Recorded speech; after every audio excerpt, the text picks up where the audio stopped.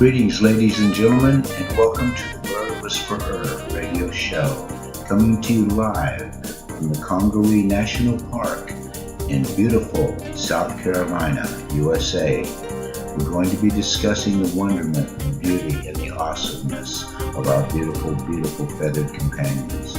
We're also going to have fantastic guests on to share their beautiful moments, experiences, and perhaps maybe a little bit of help and advice to come your way to make your relationship between you and your bird so much better. We'll be right back.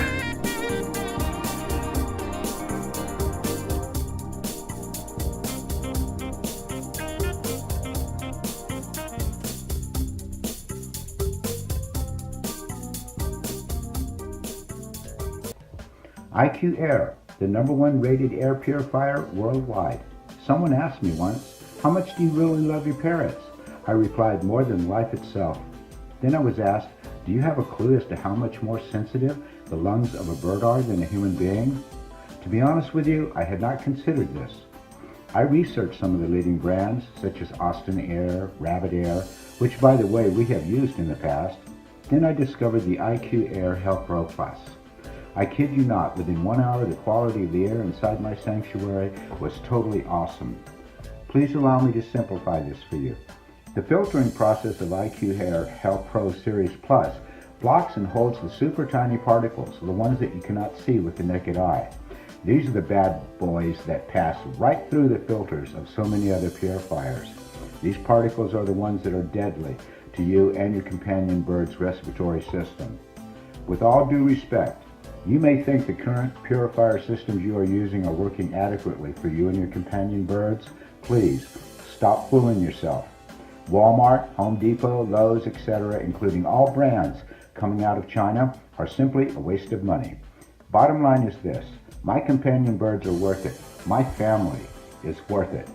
Did I happen to mention that IQ Health Pro Plus systems are the #1 choice by doctors who recommend them to their asthma patients as well? iCare truly stands behind their Health Pro Plus series purifiers. 100% guaranteed against any and all defects for 10 years.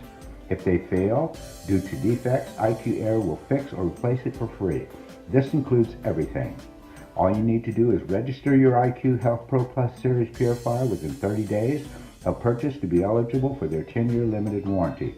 Please call 1-866-488-1918.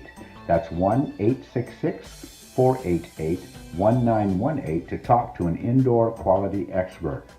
IQ Air 10-year limited warranties only apply to IQ Air products purchased in North America, directly from IQ North America Incorporated, or from an IQ Air authorized dealer. Use the code IQ53182. That's IQ53182 to get an awesome 10% discount on your purchase. One more thing, just so you know, we are not receiving one single dime regarding any sales from IQ Air. We negotiated this code for you. This is also for all dog, cat, and pocket pet people as well. Thank you.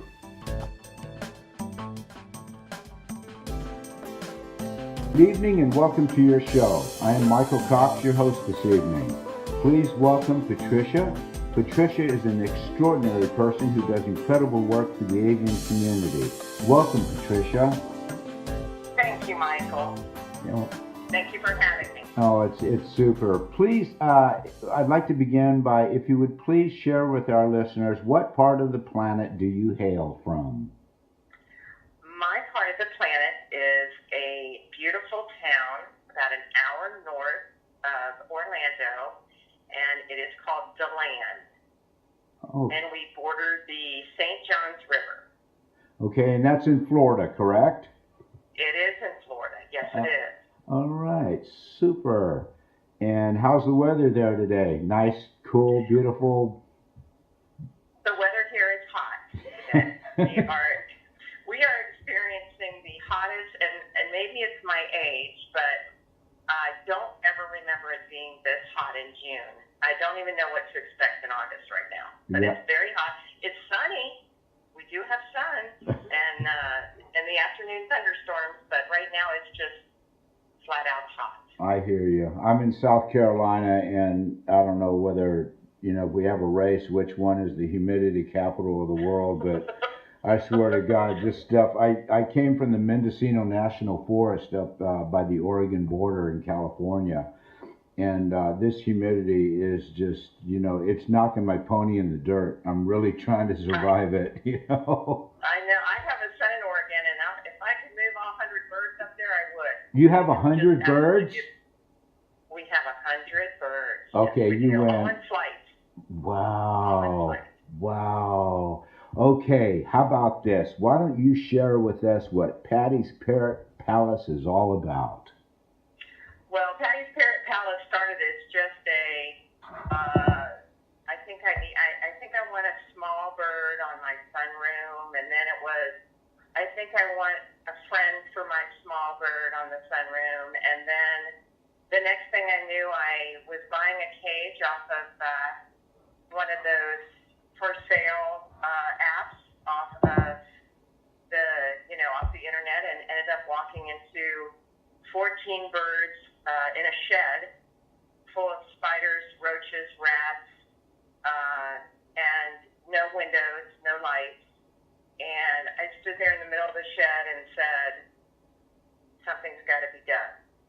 Wow. And after that, I rescued all of them. I had the owner surrender the birds, and I should have known that there were a lot of birds that needed a place to go when I contacted all the rescues and realized everyone was full. And so Patty's Parrot Palace started with the idea to help the birds I could accommodate and give them flight. So what we've done is our first structure is 80 feet long, 20 feet high, and we have right now macaws and cockatoos in that. And our goal is to take everybody back to flocking, foraging, and flying. Awesome. How did they get along? How did they get along in your aviary? That's a good question. And this time of year, I wasn't prepared for the hormones that came flying out of every orifice. Literally, we pair them up, but not by, male or female, just by friend and companion. And we send them in by twos, but every once in a while, you've got that possessive male or that aggressive female, and we have to kind of monitor them through, these times. And if we see that behavior gets a little out of the ordinary or a little aggressive, we pull them out together until everything quiets down, and then we can put them back in. Oh, okay. So you have like cameras on them and stuff like that, so you're not having to stand outside all day. Awesome. Yes, we do. We have cameras. We also we're out there about 5 hours a day, and usually in Florida, most of the activity is early in the morning, and probably everywhere else in the nation, I'm sure, and around dinner time, so anywhere between 3 and 7. So if there's going to be any major, at least from my experience so far, it seems to be during those times. So, but yes, we do have cameras, and if something happens, we can always roll back to see who the culprit was. You're so busted. Yeah, okay. Exactly. It was somebody that looked like me, Your Honor. I swear. That's right. As they're looking over their shoulder at everybody else. Yeah. Wow. Mm-hmm. Mm-hmm. So what? I guess walking into that shed and seeing all those birds, that's kind of what motivated your interest in birds to begin with. I mean, all of a sudden it just flipped your heart around and you went, you know what, I've got to step up and do something about this. Was that kind of the initial beginning for you? Yeah, you're right on. I mean, I grew up visiting a grandfather and a grandmother who loved birds and didn't have any captive birds, but had birdhouses in the front yard, and at certain times of year when you visit, there'd be hundreds of redbirds just flying around the front yard, and I remember how beautiful that was, but I didn't make any connection to the love I had for birds until I walked into that room. Wow. And I just said to myself, I can't walk out. I can't buy a cage and walk out. And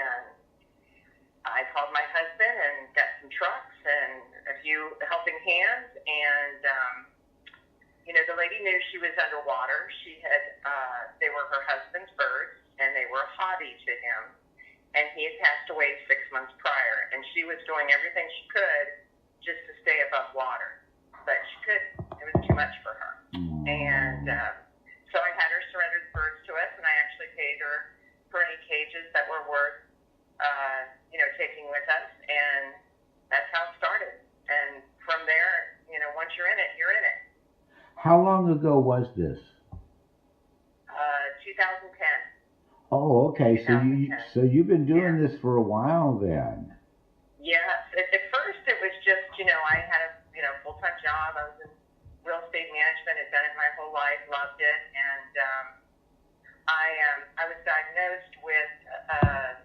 I started not feeling well, and I realized that if I couldn't productively do my old job on a regular business day, I needed to use the time I had productively to do something, and the birds found me.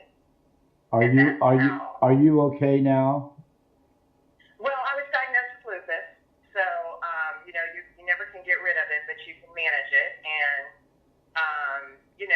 there are days that it's great and days that it's not. But thank God for great volunteers and an amazing supportive board, and we're all great. We're all doing well. Awesome. You know what, Patricia, after our interview, I want to talk to you about that, okay? Because we definitely have something in common here, and I want to talk to you about it, but not now on the show, but very interesting, to say the least. Let me ask you this: if you would share with our listeners some of the most awesome moments that you can recall that you've had with your birds in the past, and I'm referring to positive moments that you might want to share that just stick out, man, in your head when you're ready to hide your own Easter eggs. You're never going to forget these moments. Would you like to share some of those with the folks? Well, sure.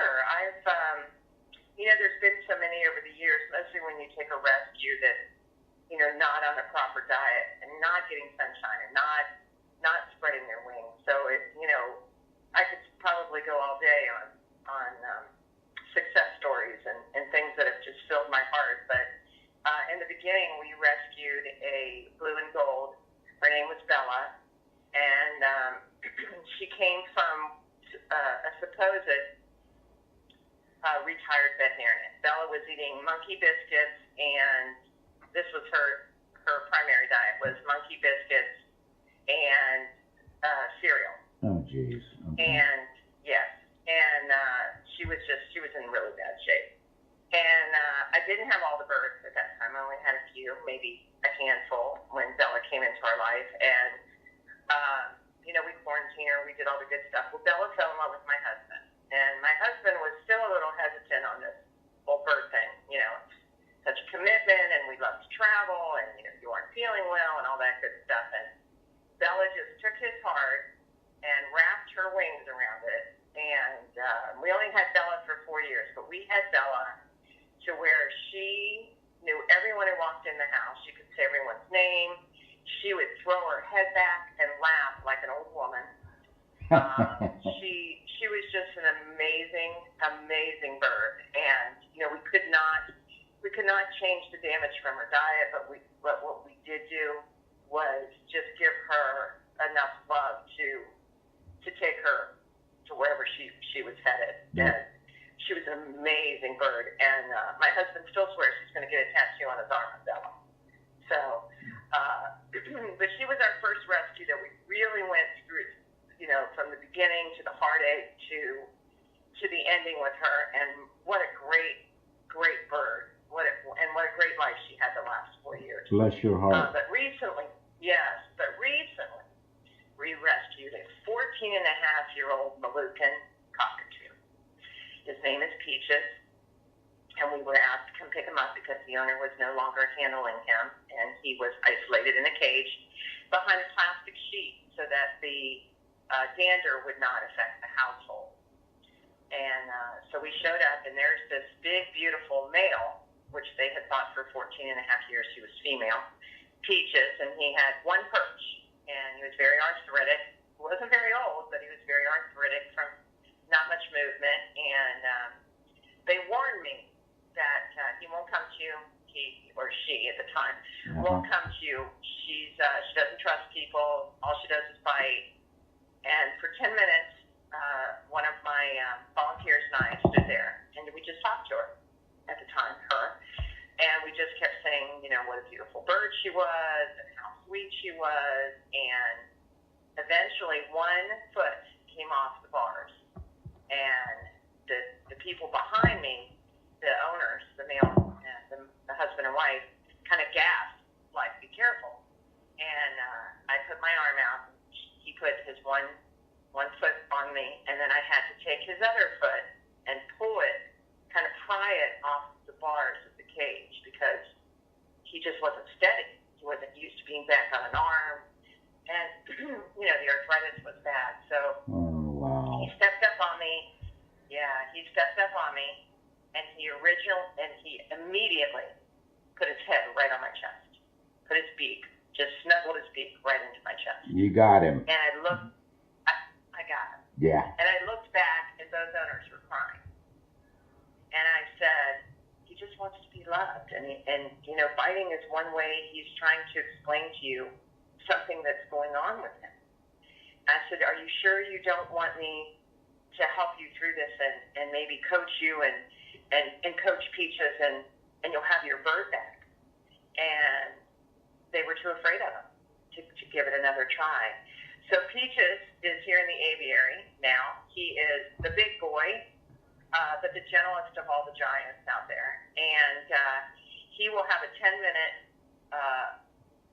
gibberish conversation with you, with the head bobbing and the wings going out and, you know, shaking back and forth. Like, you know, we should know everything he's saying. But he's the happiest bird. He has every different size perch. He flies now. And heaven forbid you take him out of that aviary, because that's the only place he wants to be now, is with a bunch of other birds. And we have parrot yoga on the weekends. Parrot yoga. Parrot yoga? We have parrot yoga. Okay. Hold on for a minute here. Okay, you know, wait a minute. I'm thinking, you know, all these parrots in spandex listening to Bee Gees, you know. Anyway, tell me about parrot yoga. This is new. This is cool. It's fabulous. We take a group of people who really think they want to do yoga in their mat, and we take them out into the enclosure, and it's got misters and fans and all that good stuff. And we lay out everybody's mat, and the cockatoos come down and crawl all over. We have one troublemaker. Don't get me wrong. We have one troublemaker we have to take out before everybody gets there, because he likes feet. But everybody else has a bird on their shoulder, or they're in a praying pose or a downward dog pose with a cockatoo on their rear end. And Peaches loves it. He sits on the perch and just screams and laughs. The birds crawling all over. Wow. Let me ask you this. Do you by any chance have any short videos of this going on? I'd like to be able to inject it into the show if by any chance you do. I absolutely do, and I would love for you to do that. That's awesome. I'm on it. Okay. Wow. Okay. So now it sounds like to me that once they come to your home, you know, I refer to it as a sanctuary, that they stay there. You don't rehome them? Not anymore. Michael, we started with the idea of rescue, rehabilitate, rehome. And, you know, we did a very due diligence on the new owners and, you know, vet checks and just, you know, home visits and after home visits. And we just saw this cycle between 3 and 5 years of people's lives changing. And when I say we did 10 adoptions, we received 7 to 8 of those birds back within 5 years. And I said to my husband, you know, I'm glad that we found 2 out of 10, but that's not enough for me. It's not enough. And, you know, it happens to all of us. You know, we get a grandchild, and the grandchild, you know, is messing with the bird, or my father has dementia, he's chasing the bird around the house. These are all true stories, by the way. My father has dementia, he's chasing the bird around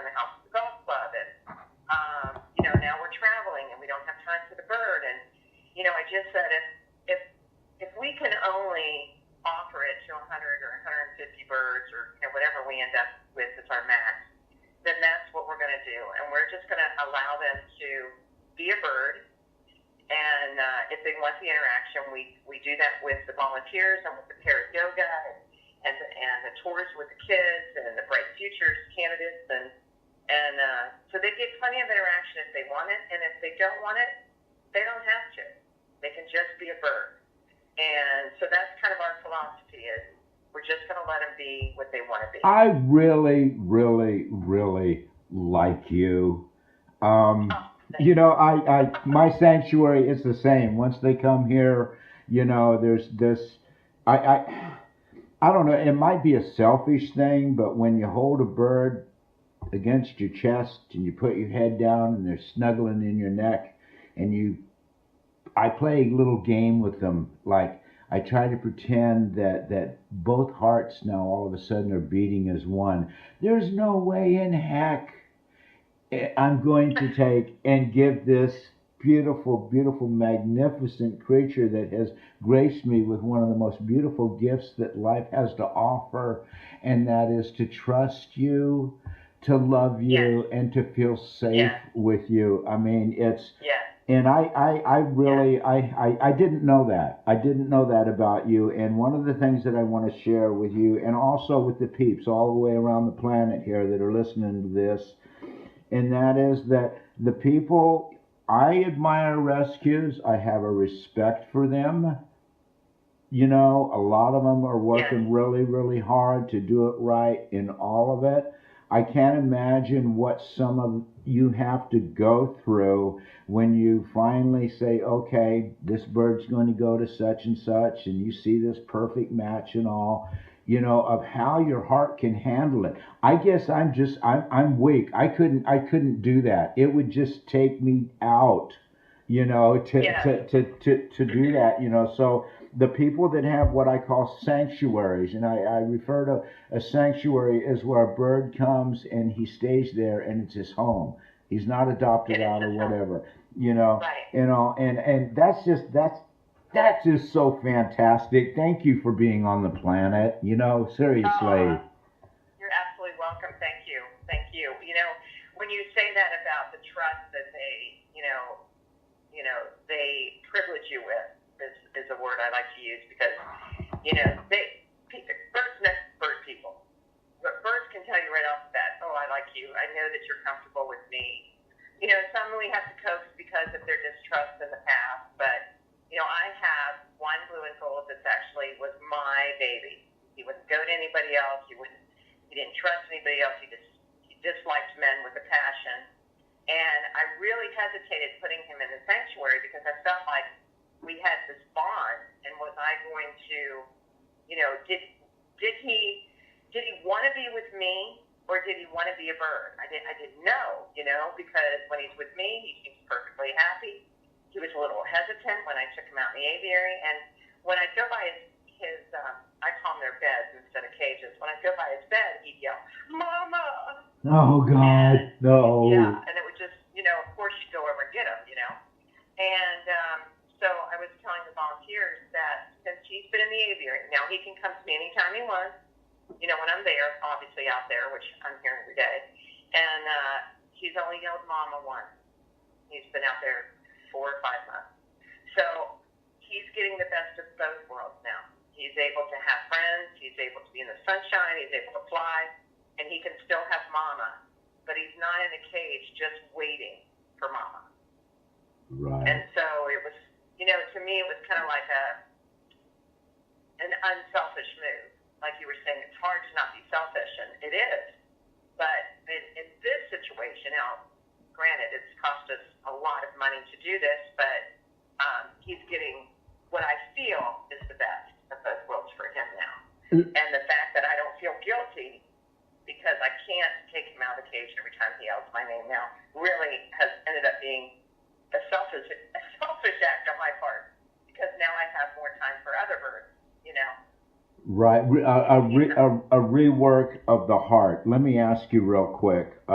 You guys, so far, what you've heard, you got to know the kind of heart that Patricia has and what she's doing, and she's got 100 birds, and she's giving them a beautiful home. She's keeping them safe. She's feeding them well. How can people help you out financially to be able to help you to continue to do what you do and make it a little more comfortable for you? In other words, hypothetically, if somebody said, you know what, I think today instead of buying those 2 mochas for $10, I'm going to send it out to Patty's Parrot Palace, and how do they get a hold of you? Well, Patty'sParrotPalace.com. If you go there, we have several donate buttons on the site. Excuse me, Patricia, spell out Patty'sParrots.com for people, please. Sure, I absolutely will. Patty'sParrotPalace.com is Patty'sParrotPalace.com. Awesome. Okay. And if you go to our site, the first thing that's going to pop up is that we're doing the parrot yoga, and you'll just hit that X, and then you'll come to the main site, and you'll see the donate button.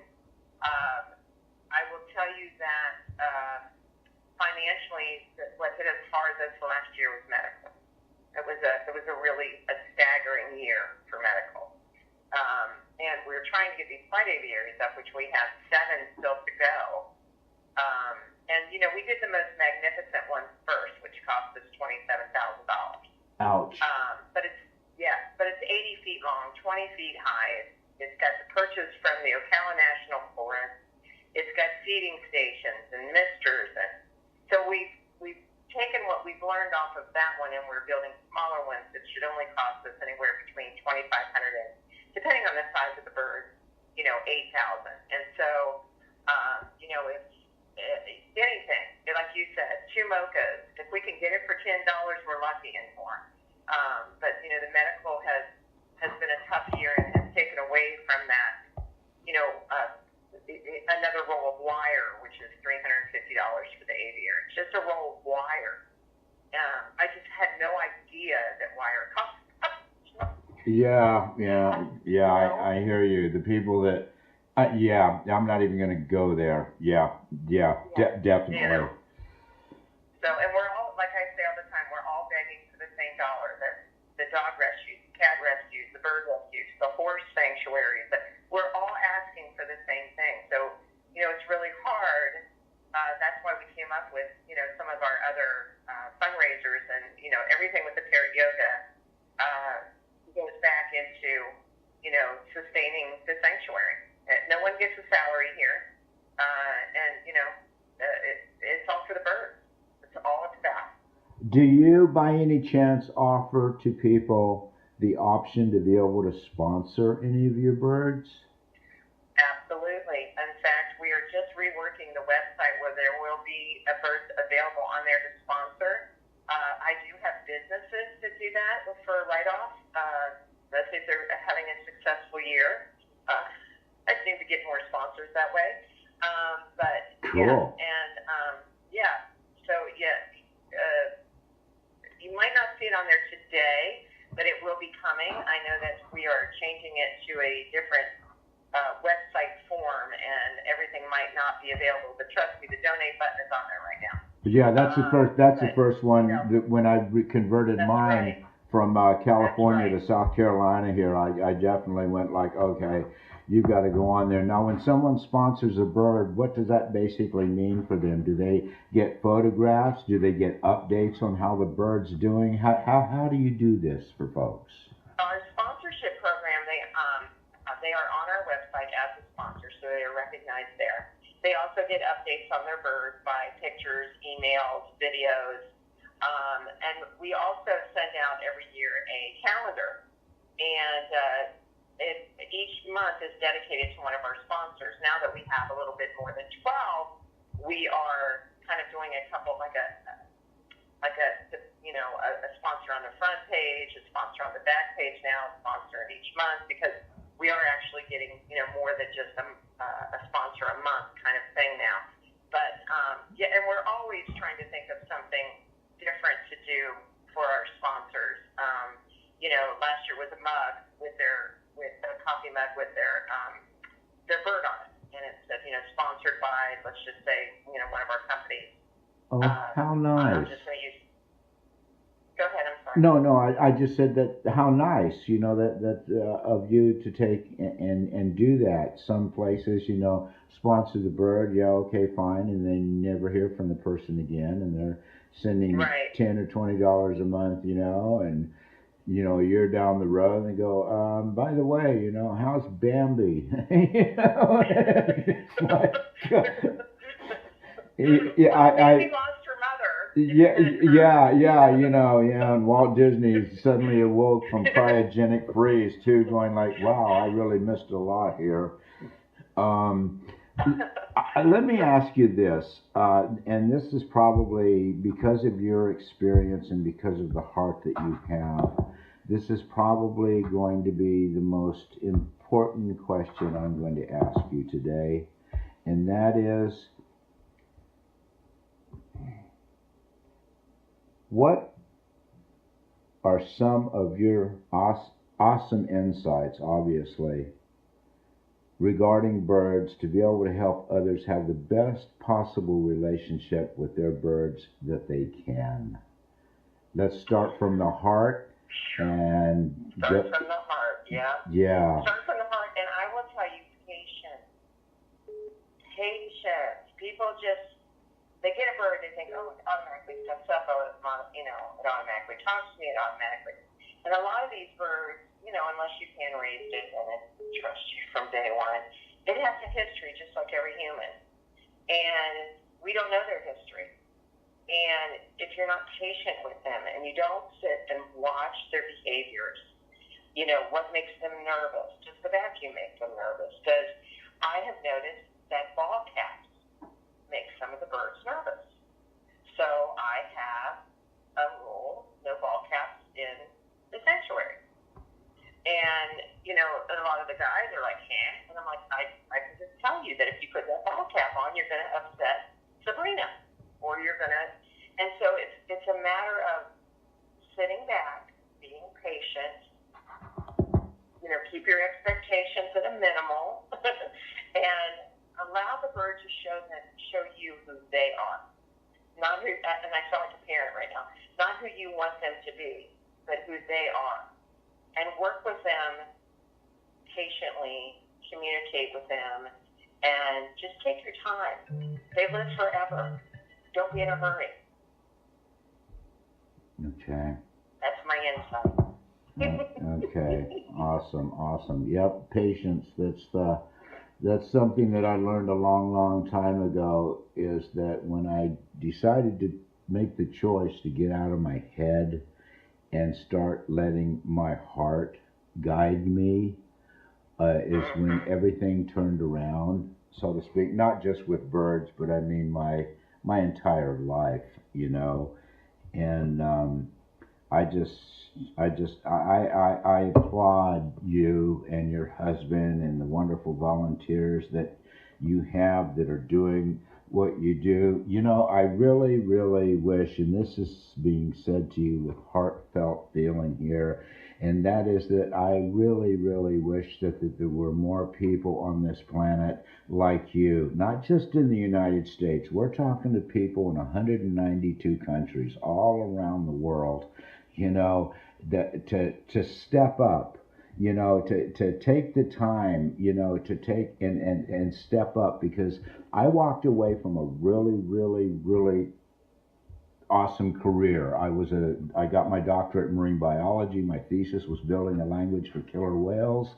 I've always loved communication and all of it. And one day I just went, you know what? I'm done. I'm going to take and step up for something that doesn't have the tools and the means to defend itself. That's primarily why I got into birds, not just to have birds, but to save a lot of birds, because I have some birds here that have gone through some pretty nasty things from people and stuff, and thought, you know what, you got to take and do this. And when I did that, the coolest part about it is that I suddenly realized things about myself and what was in my heart that I never even knew existed. Boy, isn't that the truth? You know, I mean, like, there is a difference between living and existing. And I've been in both places, and I would much rather live. And it was the best decision I ever made in my entire life. My only hesitation regarding this whole scenario is that I should have done it a lot sooner. Oh, boy. You, Boy, isn't that, and it's funny, but I think now I'm at that pivotal moment here in the last probably 8-10 years that you just can't get that time back. But boy, look out at the times ahead of us, right? exactly. So I everybody better brace themselves around us. So we're gonna, like you said, we're gonna finish this thing out living, not existing. There you go. You're totally awesome. I definitely want you to come back because I got a million more questions for you regarding your aviaries, your flight cages, Sure. and things of that nature. That'll be a whole other show. But I would like to be able to take, and perhaps if you wouldn't mind, maybe share some of the details of how people perhaps can begin doing the same thing that you're doing, having perhaps the finances to do it, but not a friggin' clue on what you need, how it's done, and bottom line is the overall impact that it's going to have on the birds and getting them out of their I call them apartments instead of cages. You call them beds. I like beds. That's good. Well, there's nothing like your bed. Oh, That's what I always say. When you travel, all you want to do is get back to your bed. But when I went into this, Michael, I went into it with a complete blindfold on. I didn't know enough about birds. Truly, I don't think we all know enough about birds. You're right about and that. boy, even our vets don't know enough about birds. But I will tell you that when you make a plan, if you decide that this is something you want to do, if your heart is leading you to do this, make a plan. This plan's going to get shot 100 times, but at least you start with some kind of structure. And I will tell you that whether you affect 5 birds or 15 birds or 100 birds, or I know some sanctuaries with 400 birds, do what you can to give each one of them if they were your only bird. Because when you get so big, like I wanted to stay small for several reasons. But one, I want to know what everybody eats every day. I want to be able to walk in and say, she doesn't look right. Where, and I'm not knocking, someone who has 400 birds may have enough help to do all that. I just don't have enough of those readers of the pulse as far as the volunteers. They can look at something and say, well, she didn't eat today or whatever. The other thing is finances. Double everything you think you're going to spend. Because, that's what you're going to do outside aviaries, because there's always something that you're finding, whether it's the wire or the misters or, the mosquitoes. We're in Florida, the mosquitoes. There's just a lot of things, how do you give them fresh fruit and vegetables when the humidity levels are what they are in Florida? How do you leave them in a bowl for even an hour? Because you have to worry about the bacteria. Right. That gets on. So everything is, so you just take it step by step, go small, till you conquer that, that village. Trust me, I try to stay under the radar because you got to be ready. Because when you say I'm ready and I can take your bird, you need to times that by 10, because there's so many birds out there that need to go somewhere for a forever home. So be prepared, have a plan, and know that the plan's not going to go as structured as you think it will. And you're going to be, and make sure you got a lot of gas money, because you're driving all over the place, picking up birds, picking up volunteers that can't get to you. Have a good support staff with you. That's going to make a lot of difference. People who love the animals as much as you do. Wow. Yep. There you go, folks. That's the way to do it. Orchestrate it. It's going to be frustrating at times, like she said, but if you follow your heart and not your head, it's going Yeah. to be a piece of cake because just keep Yeah. look down the road at having it already done, and all you have to do is just walk through the processes. Once you've structured it, you've made your plan, you know exactly where it's going to be, the type of materials you're going to use, and everything that's involved. Once you have them in there, weather, like you said, mosquitoes, thing. What do you do about mosquitoes? Well, we have those kind of business, the plug-in mosquito, electric things that kind of are out around the exterior. Another thing, before I forget, I went and visited every known sanctuary in Florida. I went from Jacksonville to Naples, and I saw what I liked, and I saw what I didn't like, and I took pictures and notes and people with me, my husband, some volunteers, because their eyes are different than yours, and they'll see something you won't. Mm-hmm. And I took all that information. Not that I'm that organized, but I took all that information and I brought it back and said, okay, I really liked this. I really liked that. So take your time because, if your birds are already happy and you're just trying to get them outside, that's just the next step.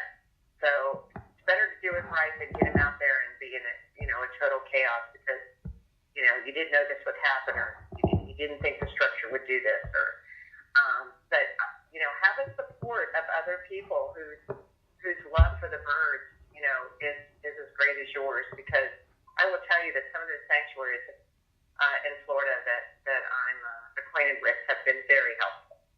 That's awesome. When people share the knowledge, that's what I love, Yeah. and that is for people to be able to take the shit and share the knowledge. Because if you don't, shame on you. Because my philosophy is simply this: I want the bird to win. Yeah. That's Absolutely. that's it in a nutshell. Pardon the pun there.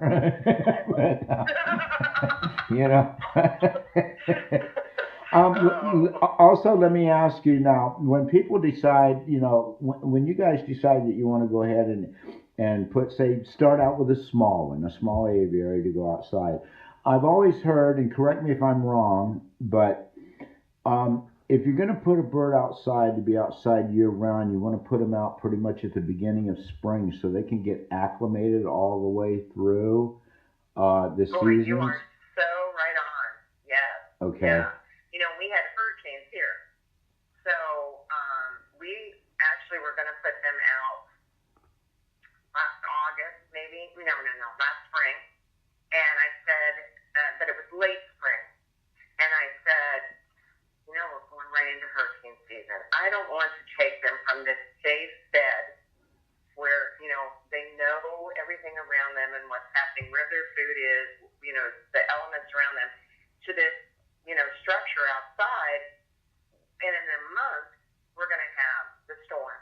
So we waited, and we went all the way through, and of course the storms went into October this year. And then we had the coldest winter we've ever had in Florida in like 10 years. And so we actually just put them out in March. Okay. And, back out. And, we have another structure. So that's another thing. We have another structure. So if the storms are coming our way, where the structure has everyone's cage that they originally had clean in it, and we can pull them and put them in that structure. So it's like a big barn, I guess. Okay. Keep them out of harm's way. And if it gets in this, because we're North Florida, and not North Florida, but we're farther north in Central Florida. We got in the 20s this year, so we would pull the birds.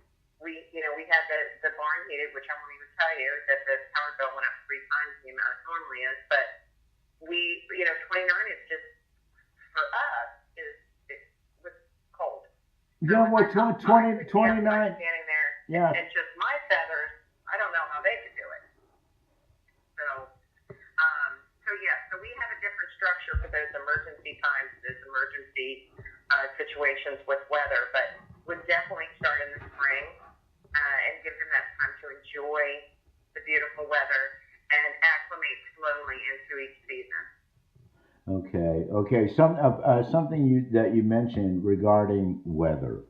Now, there's, as we know, weather changes constantly, and for different parts of the world, some people are able to go through easier times regarding seasons, and others, it's, well, never mind. But Brutal. yeah, brutal, neatly said. Most excellent takes the bow here. Thank you very much. But to have a structure that's safe at the same time, to make sure that you've got a structure, unless you're able to, of course, to be able to perhaps maybe bring them inside or something. But if you have enough where, that's not feasible, to construct yourself something for a safe haven for them. It's really hard. I lucked out here. We're actually near the Congaree National Park, adjacent to it, and the base commander for the South Carolina National Guard here actually has offered me and anybody in the South Carolina area that if we have really bad weather coming in and all, and people are worried about their birds, that they can actually bring them onto the base, and they've got a building for them to take and do that. And that's the first federal facility, as far as I know, in the entire United States or anywhere else, where the base commander, I sat down and I spoke with him. I told him what it is that I was doing. I'd gone through special forces in Vietnam and came back and decided to step up, and he said, you know what? This is what I'm going to take and do for you. So each season, each year, when it starts getting heavy for us, because, it gets heavy here too. I know it's a lot more heavy in Florida, but, we have a place for people to be able to take and bring their birds that's safe. He says I said, well, what about heavy tornadoes and things like that? All of a sudden a big influx of those guys. He goes, we have buildings that an F5 couldn't take and destroy. And I'm going like, oh yeah, baby.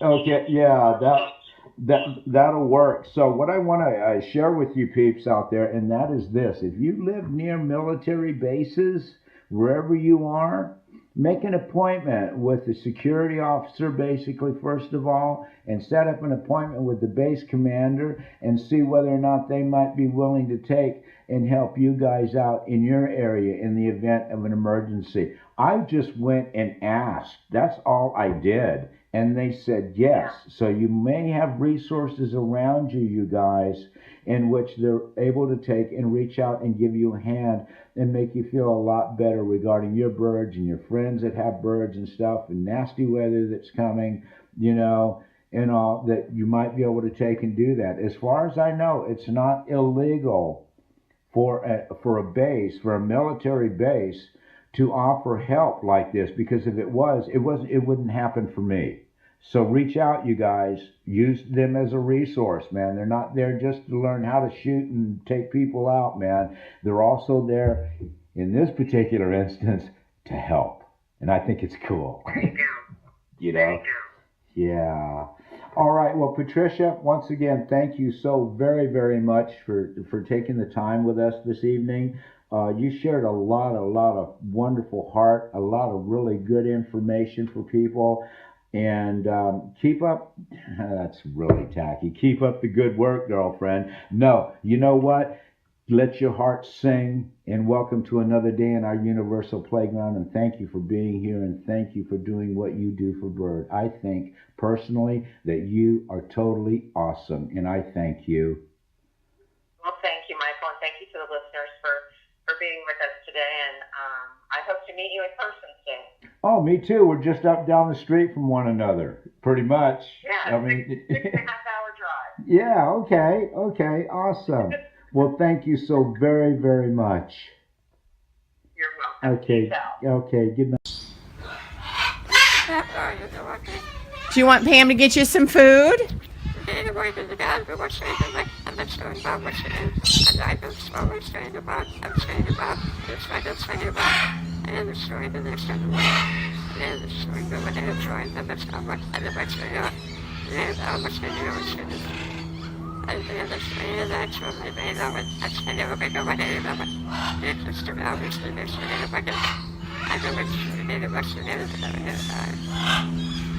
Are you done? Do you have anything else you want to say?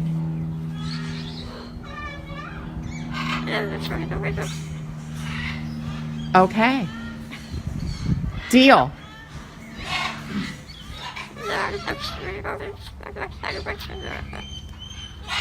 You're a good boy. Mm-hmm.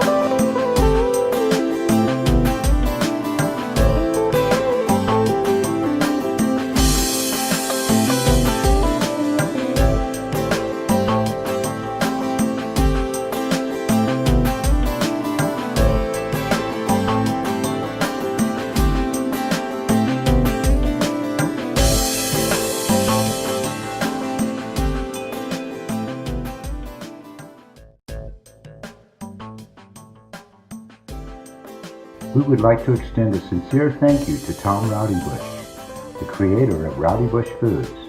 Find out the reasons Rowdy Bush Food is the right choice for keeping your birds healthy and happy. When nutrition is important, Rowdy Bush Premium Foods are second to none. Rowdy Bush Incorporated manufactures specialized bird foods. This manufacturing is a result of the research by an avian nutritionist, Tom Rowdy Bush. During his 16 years of nutritional research in the Department of Avian Sciences at the University of California, Davis, Tom studied a variety of birds, including 10 years of research on the nutritional requirements of companion birds. Mr. Rowdy Bush has generated most of the published nutritional research in pet birds. As far as pellets are concerned, Rowdy Bush is what we feed our flock exclusively here at the Global Nest Exotic Bird Sanctuary. Rowdybush.com. That's ROUDYBUSH.com. You can order direct by calling them at 1-800-326-1726. Once again, 1-800-326-1726. Thank you.